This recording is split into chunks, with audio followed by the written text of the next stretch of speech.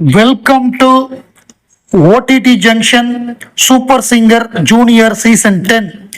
So இதில் அடுத்த promo பாடியிருக்கிறது Adhya. இவங்க பாடினது திருவிளையாடல் படம். அதில் கேவி மகாதேவன் அவர்களுடைய இசையில் வந்த பழம் அப்பா அந்த பாட்டை கேபி சுந்தராம்பாள் பாடின பாட்டு. கேபி சுந்தராம்பாள் அப்படிங்கிறவங்க மிக புகழ்பெற்ற ஒரு பாடகி ப்ளஸ் நடிகையாகவும் நடிச்சிருக்காங்க. ஔவையார் படத்தில் ஔவையாராக நடித்து அதிக சம்பளம் வாங்கின ஹையஸ்ட் பெய்டு ஆக்ட்ரஸாக அந்த காலகட்டத்தில் அவங்க இருந்திருக்காங்க. அதுக்கு முன்னாடி வாங்கின எல்லா சம்பளத்தையும் விட கூட வாங்கியிருக்காங்க. அவங்க பாடின இந்த பாடல் பழம் நீயப்பா ஞான பழம் நீயப்பாங்கிறது தாறுமாறான ஹிட்டு, பயங்கர ஹிட்டு. இந்த பாடல் ஒரு கர்நாடிக் ராகங்கள், அதாவது தர்பாரி கன்னடா, சண்முக பிரியா, காம்போஜின்னு 3 ராகங்கள் அடிப்படையில் இந்த பாடல் கேவி மகாதேவன் அவர்கள் கம்போஸ் பண்ணியிருக்காரு. இந்த பாடலுடைய முதல் பகுதி இது ஒரு பெரிய பாட்டு, 6.5 நிமிஷ பாட்டு, ஒரு 6 நிமிஷம் 29 செகண்ட் வரக்கூடிய பாட்டு. பெரிய பாட்டு. நார்மலாக 3 நிமிஷத்துக்கு தான் பாட்டு இருக்கும், கிட்டத்தட்ட 6.5 நிமிஷத்துக்கு பாட்டு. அதில் முதல் பகுதியை சங்கரதாஸ் சுவாமிகள் எழுதியிருப்பார் இந்த பாட்டோட ஆரம்ப வரிகளை. அதுக்கப்புறம் உள்ள வரிகளை நம்ம கவியரசர் கண்ணதாசன் எழுதியிருப்பாரு. அப்படிப்பட்ட ஒரு பங்களிப்புல வந்த படம் இந்த படம். இது மாபெரும் வெற்றி பெற்ற படம். அதுல இந்த ஔவையாராவே அவங்க நடிச்சு முருகனுக்காக பாடியிருப்பாங்க. அதாவது சுட்ட படம் வேண்டுமா சுடாத படம் வேண்டுமா அப்படின்னு என்னை அறிவை ஏற்படுத்திய ஔவை பாட்டின்னு சொல்லி முருகன் சொல்லக்கூடிய ஒரு முக்கியமான கதாபாத்திரம் ஔவை பாட்டியோடைய கதாபாத்திரம். அதை திருவிளையாடல இவங்க பண்ணியிருப்பாங்க. அந்த ஒரு சின்ன ஒரு ஸ்கிட்டு மாதிரி ஒன்று பண்ணியிருந்தாங்க, நல்லா இருந்தது. அந்த படத்தை வாங்கிட்டு பிள்ளையார் அப்பா அம்மா சுற்றி படத்தை வாங்கிடுவார். இவர் உலகத்தை சுற்றி வர்றதுக்கு லேட் ஆகிடும். அப்போ அவருக்கு பணம் கிடைக்கலன்னு ஒன்று கோச்சிட்டு போவார். அப்பா ஔவை பாட்டி பாடுறது அதை ஆத்யா ரொம்ப பிரமாதமாக பாடி எல்லாரையும் கண்கலங்க வச்சுட்டாங்க. கோல்டன் ஷவரும் கிடைச்சது. இந்த பாட்டுக்கு இவங்க ஏன் ரொம்ப கண்கலங்கினாங்க அப்படின்னோம்னா, வடிவுக்கரசி. இவங்களுக்கும் இந்த முருகனுக்கு என்னையா சம்பந்தம், நளினிக்கு என்ன சம்பந்தம்னா நளினி முருக பக்தர்.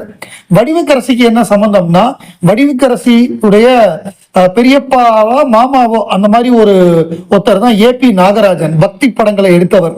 திருவிளையாடல், சரஸ்வதி சபதம், கந்தன் கருணை, ராஜராஜ சோழன், இந்த மாதிரி ஏராளமான பக்தி வரலாற்று படங்களை எடுத்தவர் ஏபி நாகராஜன். அதனாலதான் அவங்க உணர்ச்சி வசப்பட்டாங்க. அதுதான் அவங்களுக்குள்ள கனெக்ஷன். வர்ஷினி உள்ளதுலே யங்கஸ்ட், அதாவது பாலமுருகன் சொல்ற மாதிரி ரொம்ப சின்ன குழந்தை. அந்த குழந்தை பாடின பாட்டு குன்றத்திலே குமரனுக்கு கொண்டாட்டம். இது நம்ம பெங்களூர் ரமணியம்மாள் பாடின பாட்டு. இதுவும் குன்னக்குடி வைத்தியநாதன் தான் தேவரின் தெய்வம் படத்துல வரக்கூடிய பாட்டு. குன்றத்திலே குமரனுக்கு கொண்டாட்டம்ங்கிற பாட்டு பயங்கரமான ஹிட்டு, ஒரு பயங்கர மாஸ் ஹிட் நம்பர். அந்த மாதிரி ஹிட்டான பாட்டு. அந்த பாட்டை இந்த குழந்தை பாடினது ரொம்ப ஸ்வீட்டா, அதாவது அந்த நளினி சொன்ன மாதிரி பாலமுருகனே நேர்ல பாடின மாதிரி இருந்தது அப்படின்னு சொல்லி அவங்க வாழ்த்தி கோல்டன் ஷவர் கொடுத்தாங்க. இவங்க காம்படேட்டிவா நம்ம பார்க்கலனாலும் ஒரு she is adding value to the show அப்படிங்கிறதுனால 2 டீம்லயுமே பாட வைக்கிறாங்க. ஸோ ஃபைனல் வரைய பாட வைப்பாங்க. அவங்க காம்படேட்டிவா இருக்க மாட்டாங்க, பட் ஒரு என்டர்டைன்மெண்டா ஒரு அனதர் ஒரு அடிஷனா இருக்கும், வேல்யூ அடிஷனா இருக்கும். அப்படிங்கிறது தான் வர்ஷினியோட ரோல் இந்த சீசன்ல. 6வது ப்ரமோ அது காயத்ரி பாடின பாட்டு. அந்த பாடல் கந்தன் கருணை படம். அதுல திருப்பரங்குன்றத்தில் நீ சிரித்தால் அந்த பாடல். இந்த பாட்டை பொறுத்தவரை இதை எழுதினது பூவை செங்குட்டுவன், அவர் எழுதின பாட்டு. இந்த பாடலுக்கு இசை இதை கம்போஸ் பண்ணது குன்னக்குடி வைத்தியநாதன். அவர் ஒரு வயலின் வித்வான் பிளஸ் ஒரு மியூசிக் கம்போசர்.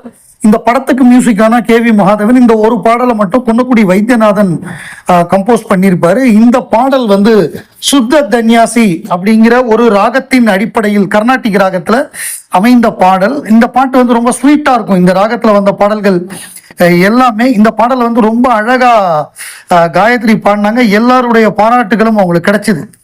ஒட்டுமொத்தமா ஜட்ஜஸ் எல்லாருமே பாராட்டி அவங்களுக்கு கோல்டன் ஷவர் கொடுக்கக்கூடிய அளவுக்கு இந்த பாடல் அமைஞ்சது. அப்படின்னா அது அந்த கம்போசிஷன், அந்த லிரிக்ஸ், அந்த ராகம் கொடுக்கக்கூடிய அந்த உணர்வு, இது எல்லாம் சேர்ந்துதான். இப்ப நம்ம சுத்த தன்யாசி அப்படின்னு எடுத்துக்கிட்டோம்னா அதில் நிறைய பாட்டு வந்திருக்கு, பாப்புலர் தமிழ் சினிமா பாட்டு.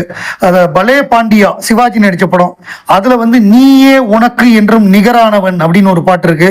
அந்த பாட்டு எம்.எஸ். விஸ்வநாதன், அது வந்து சுத்த தன்யாசி ராகம்தான். ஆயிரம் மலர்களே மலருங்கள் நிறமாறாத பூக்கள்ல, சின்ன சின்ன மொட்டு நினைக்க தெரிந்த மனமே படத்துல, காலையில் கேட்டது கோயில் மணி அந்த பாட்டு செந்தமிழ் பாட்டுல இளையராஜா எம்எஸ்வி சேர்ந்து பண்ணியிருப்பாங்க.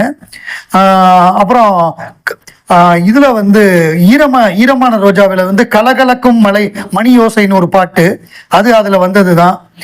அப்புறம் நதியோரம், அன்னையோர் ஆலயத்துல நதியோரம் நாணல் எங்கு அந்த பாட்டு. இந்த மாதிரி நிறைய பாடல்கள் அந்த ராகத்துல பிரமாதமா வந்திருக்கு. அதை காயத்ரி சூப்பரா பாடினாங்க.